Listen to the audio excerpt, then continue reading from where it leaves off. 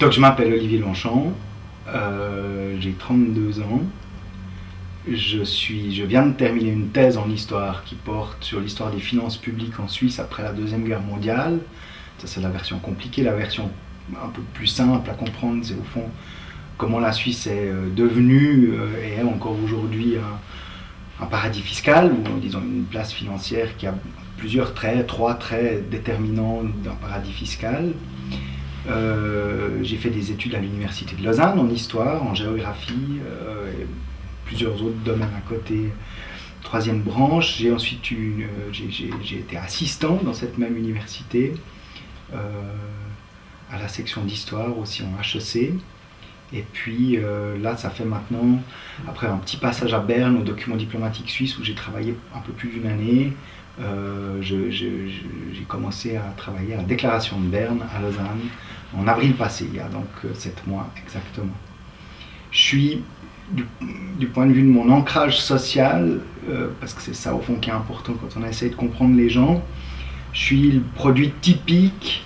d'une relative démocratisation des études. Mes parents étaient issus de milieux pauvres. Ma mère venait du milieu ouvrier allemand. Elle a grandi sans connaître son père. Mon père était le fils d'une institutrice divorcée qui habitait Renan, dans les environs de Lausanne, la banlieue ouvrière de Renan. Mes 2 parents ont eu la chance dans les années 60-70 de faire des études. Ils sont devenus enseignants les deux. Mon père a terminé finalement, a pris sa retraite, il était prof de gymnase. Il enseignait la géographie. Et j'ai grandi dans un univers qui était un univers où j'ai jamais été privé de rien, mais qui était un univers assez simple, un univers familial assez simple, de gauche clairement, qui votait à gauche, donc avec aussi une vision assez critique finalement du monde dans lequel on vivait. Et j'ai fait ensuite, c'était, si on veut, la carte d'entrée dans la société passait par le fait qu'on fasse des études, et j'ai fait moi-même des études qui se sont terminées par un doctorat.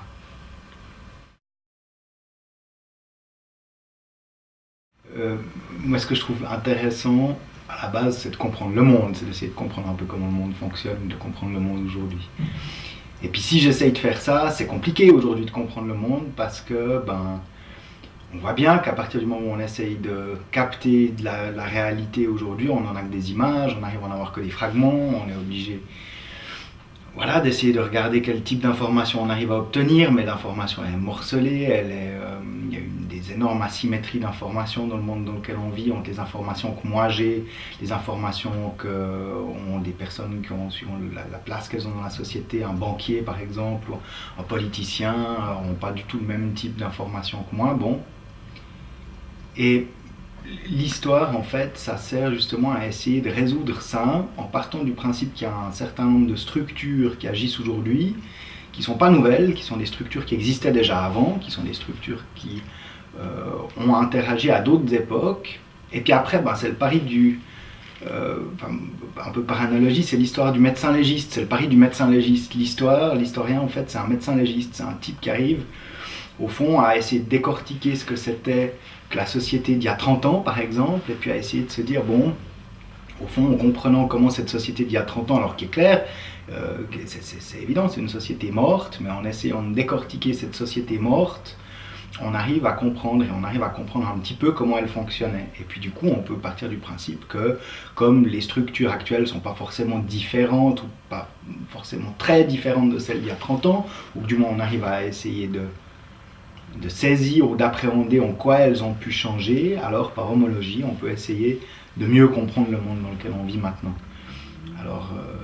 c'est important ça, c'est important parce que ça veut dire que si on essaye d'agir sur le monde aujourd'hui, en tant que médecin qui essaye maintenant de ne pas arriver trop tard, comme le médecin légiste, mais qui essaye d'être comme un chirurgien, ou je sais pas quoi, mais qui essaye d'avoir une certaine action sur la société, sur le monde dans lequel on vit, c'est important parce qu'on peut bénéficier,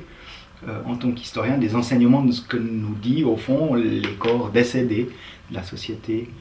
telle qu'elle était dans le passé. Et ça, c'est quelque chose, c'est un outil extrêmement précieux. De ce point de vue-là, l'histoire est probablement l'une des sciences sociales les plus intéressantes, probablement même une discipline qui, à certains égards en tout cas,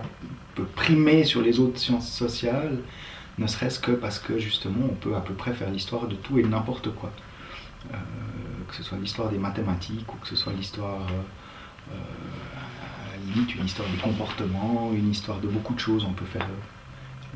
appliquer l'histoire à beaucoup de sujets différents. Le trait particulier des historiens, un des éléments auxquels on repère souvent les historiens si on est dans une discussion de salon, puis qu'on essaye de repérer qui est-ce qui est historien, qui est-ce qui sera peut-être sociologue, politologue ou médecin légiste. Le trait particulier des historiens le plus souvent, c'est qu'ils essaient de comprendre comment les choses sont arrivées, comment elles ont surgi, de comprendre leur histoire, leur dynamique. Et on peut expliquer beaucoup de choses en essayant de comprendre comment les choses se sont produites au fond, en essayant de refaire leur genèse, de refaire leur histoire au fond.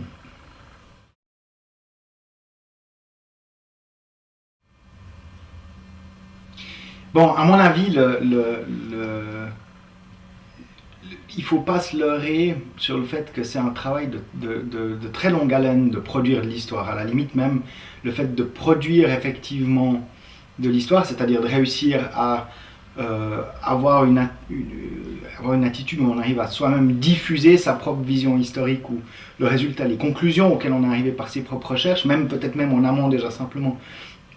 poser des questions qui semblent être les bonnes questions, les questions intéressantes du point de vue de la recherche historique aujourd'hui.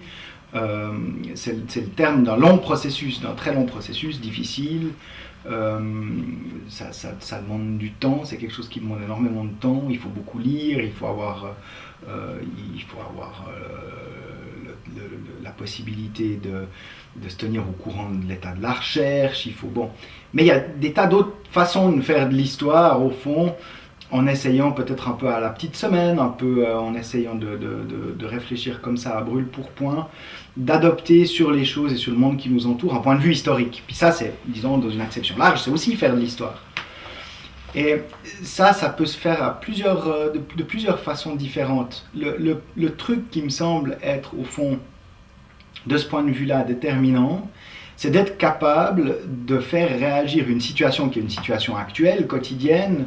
ou partir d'un élément de la réalité qui nous interpelle. Ça peut être en lisant le journal, ça peut être dans une discussion, ça peut être en constatant un phénomène quel qu'il soit, puis se dire, dis donc,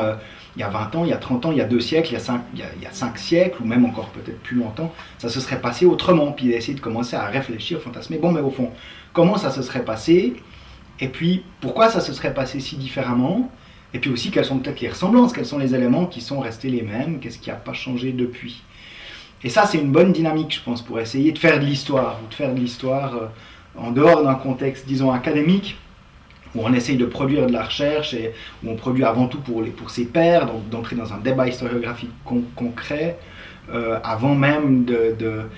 d'essayer de s'adresser éventuellement en vulgarisant ce savoir académique ou disons les éléments de la recherche dans une dynamique professionnelle, que ce soit celle d'un enseignant, que ce soit celle d'un journaliste ou d'une pratique journalistique, avant même que ce soit la logique de transmission qui a au cœur l'idée d'écrire un livre, etc. Je trouve que c'est ça en fait, faire de l'histoire, c'est être capable de réfléchir à des éléments de notre actualité, notre quotidien, notre réalité, qui peuvent être extrêmement importants pour beaucoup de gens, ou qui peuvent être à la limite peut-être beaucoup plus congrus et concerner qu'un certain nombre de gens peuvent essayer de réfléchir, mais au fond, comment ça s'est passé? Qu'est-ce qui explique que ce soit comme ça aujourd'hui, alors que si on prend un autre ancrage temporel, ça aurait peut-être été autrement. Et essayer de réfléchir à ça, comment les phénomènes sociaux évoluent dans la longue durée, c'est faire de l'histoire, déjà.